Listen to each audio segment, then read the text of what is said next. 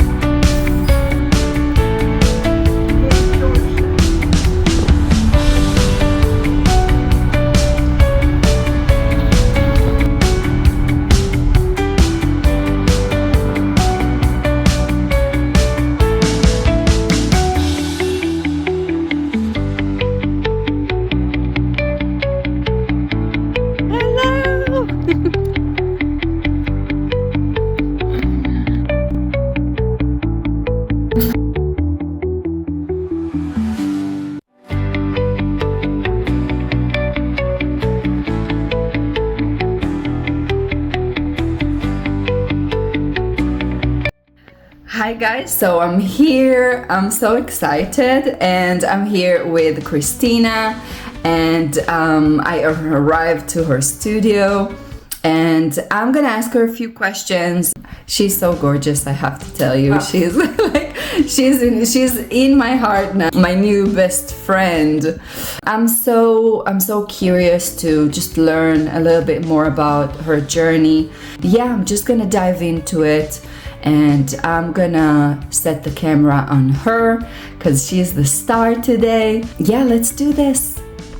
Just introduce yourself, tell a little bit about you. The first thought of becoming a nail tech, how did it start? Well, I was actually always kind of interested in the nail stuff. Like when I would go to my nail tech, I was always asking, what are you using? What are you doing there? Like I would always observe. I don't know if that was annoying to them, but and actually one of the nail techs, I was on my maternity leave for like a while, let's say like 3 years.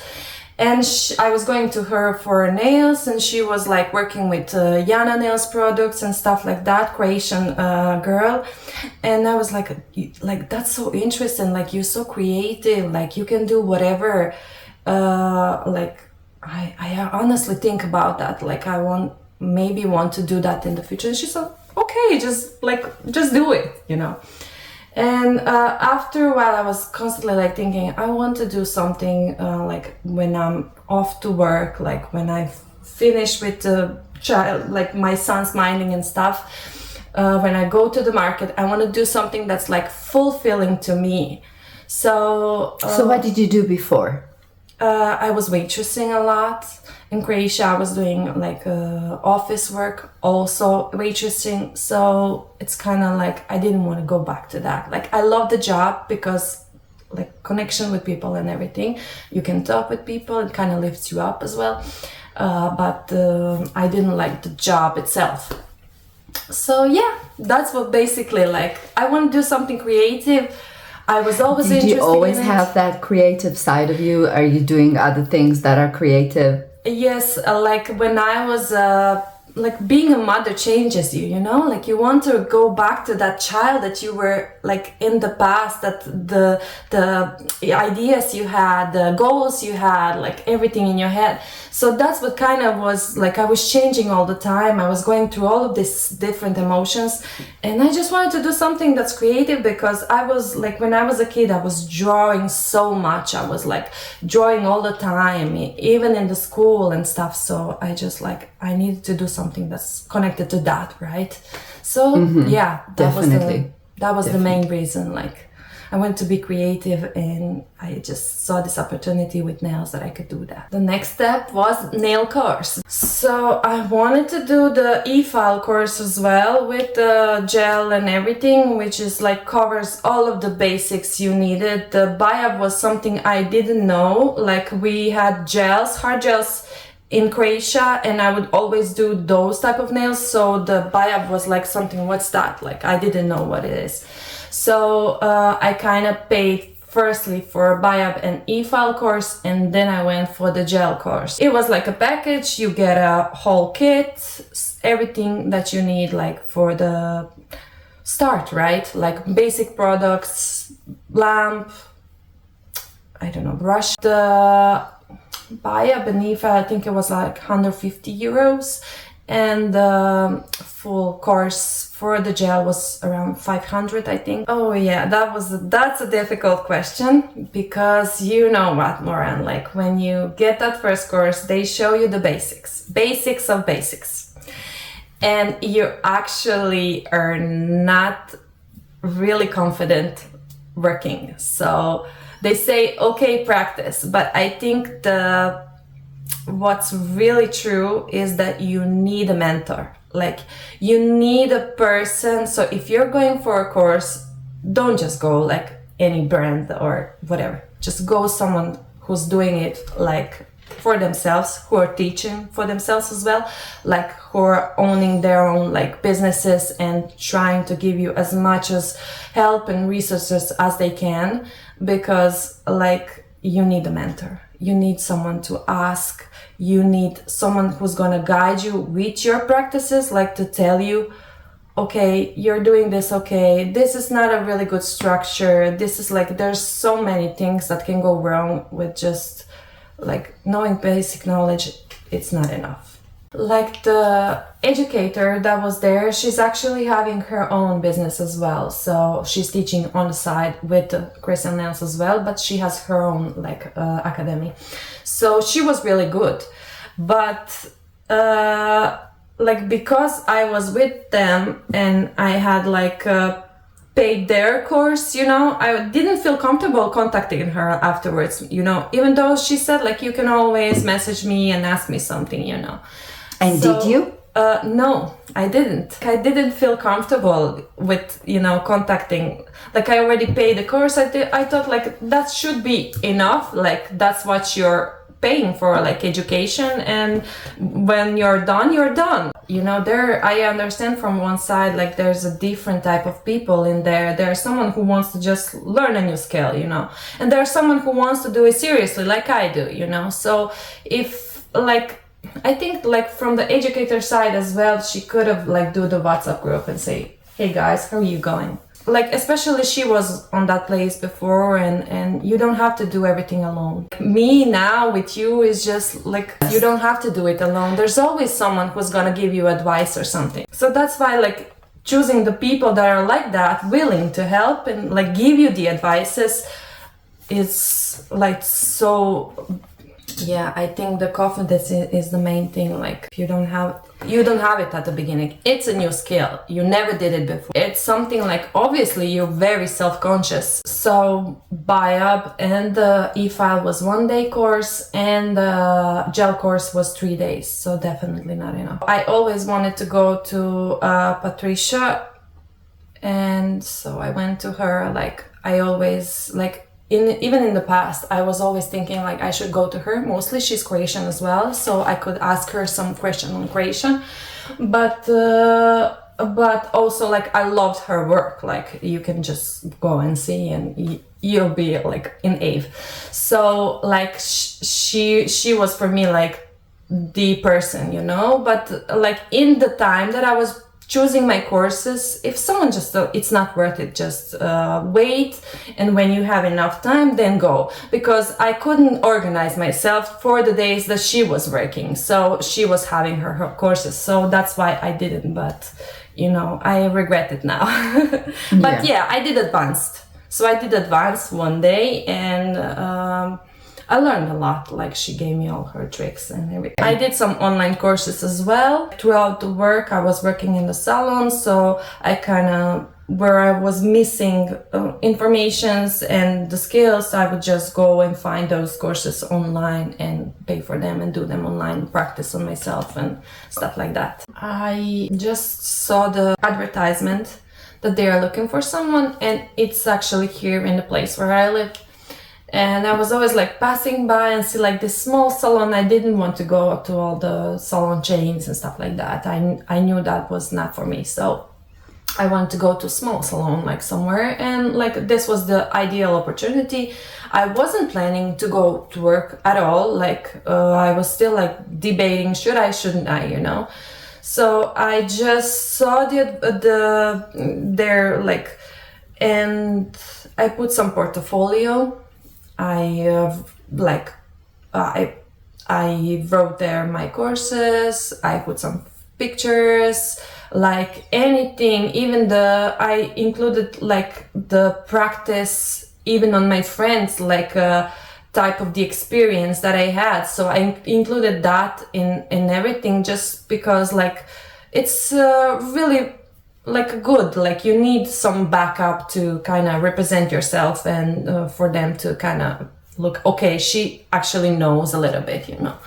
So yeah, actually the interview was very easy. Like I got the job straight from the bat. Like sometimes the salons are asking for like to do their nails as well, but they didn't for me. I had already my nails done, so she said like, oh, I see your nails are really nice, so I don't feel like it's really needed.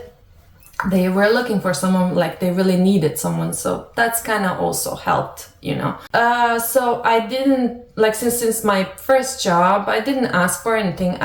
Like my words were, I'm gonna do anything you want from me, just keep me around, you know. Like I was willing to do anything for this job. So I had my table, like I got it from my husband's for my birthday. He bought it for me, and like I loved my setup and everything. And since I already had it, like I finished my job after a year. We had some issues that were going on, nothing too bad, but like they offered me something that wasn't aligning with me. Hours, for example, like you need to be like available for them whenever they need you, and I also have a child, which is not always for me, and I'm also paying a childminder, so I can say like you can take my son that day, and then they decide in the meantime that I should be off that day, so I'm kind of losing money as well. Like regarding the clientele and like their targets you need to do, their like you have to like attract the clients anyway, you know.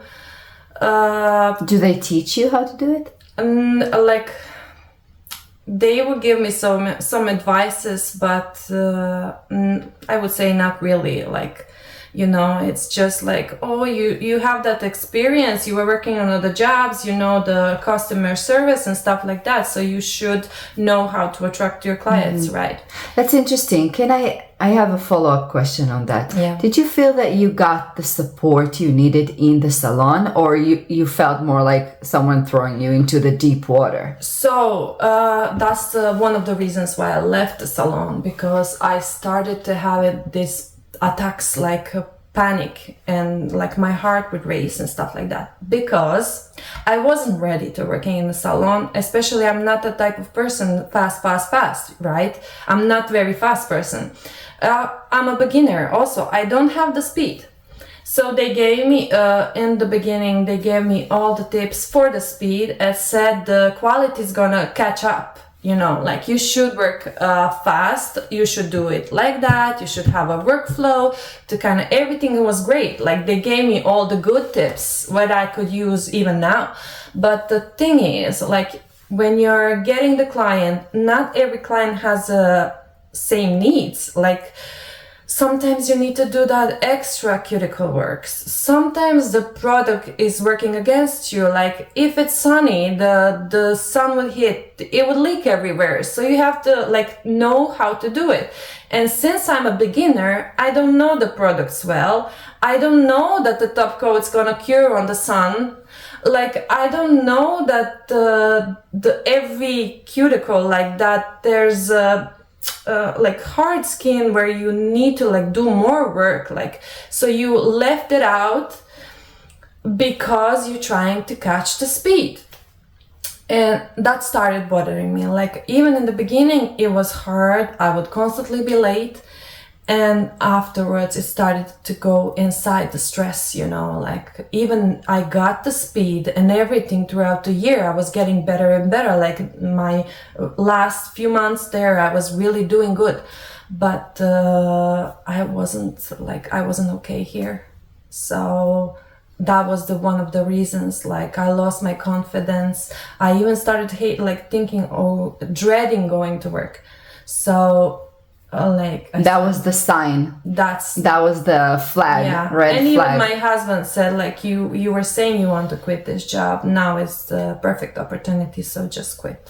Okay, so when was it when you opened your business? So actually, like 2 weeks ago. Yay! Very fresh.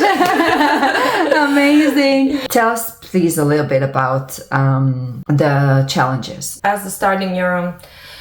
Well, firstly, you don't know legal stuff. You don't know I know Ireland is very like okay for the small businesses, like it's very easy to start, but you don't know what you need, like where do you need to apply, how to protect yourself, how to protect the clients, what's actually really like real necessity for the working at home, right?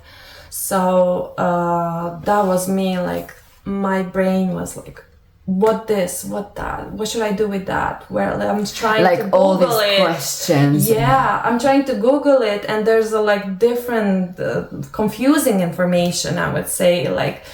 And there's like even on Instagram you see all these fancy setups and everything, and you think you need to buy how the hell stuff. do I'm gonna get there?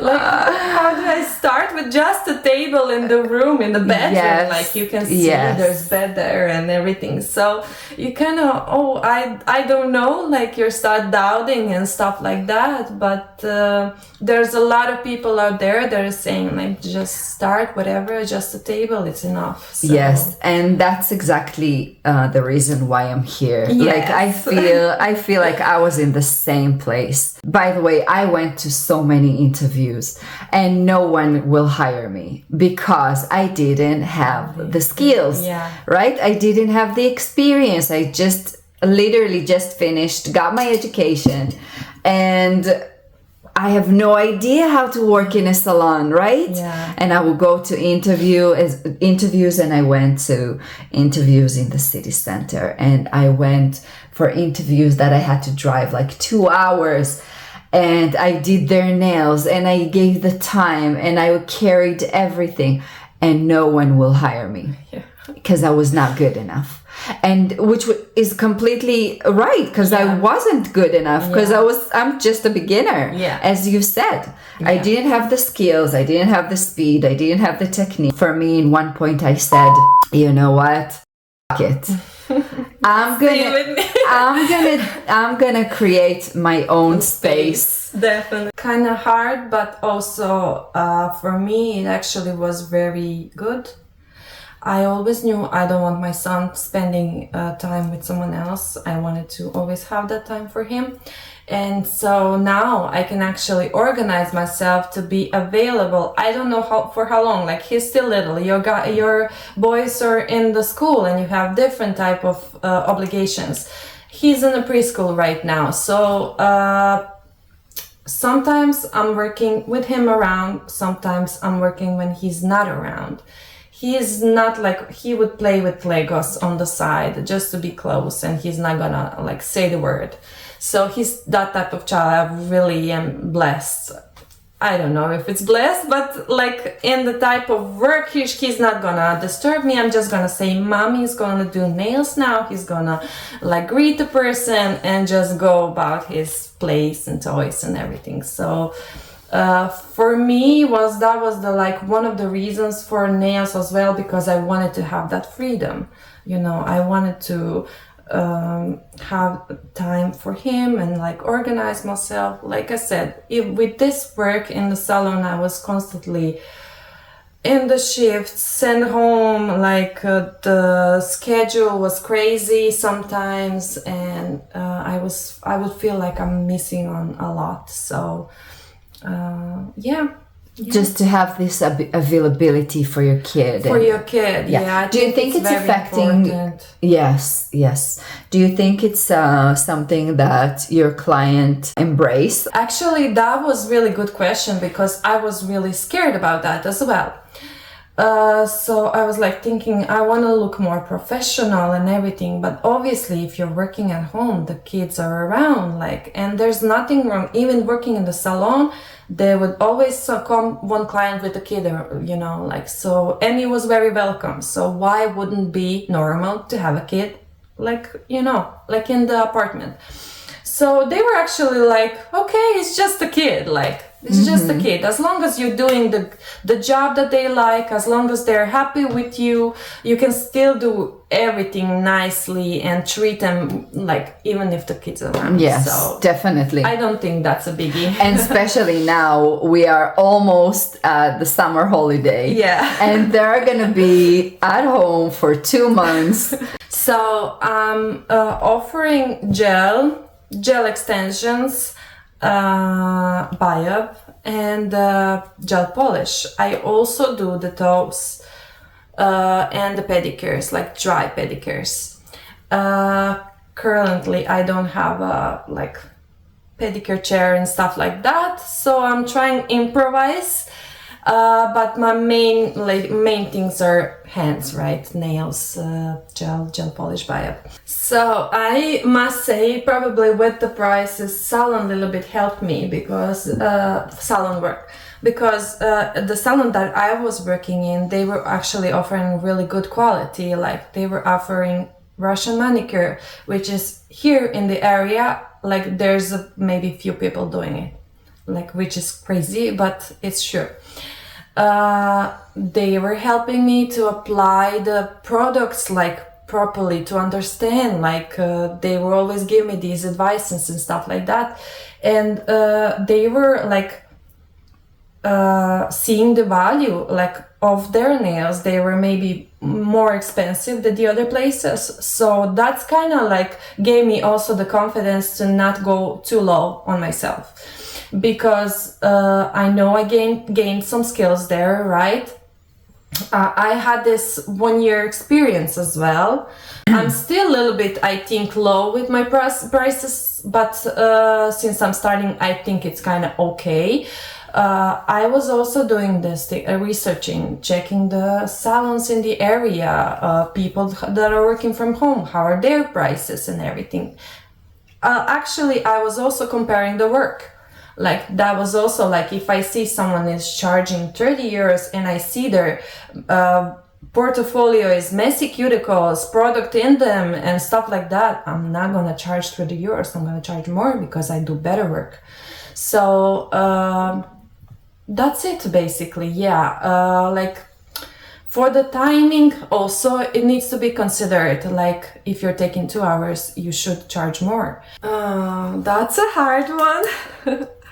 How are you gonna be able to, I don't know, like, how are you gonna be able to do this? Like, you know, the work, the schedule, the timing, how to put clients like on your schedule throughout the day. Like, that's also like what you need to think about, because like, if you're doing, you have to think about your hours so you can do the schedule properly and not overlap or on anyone.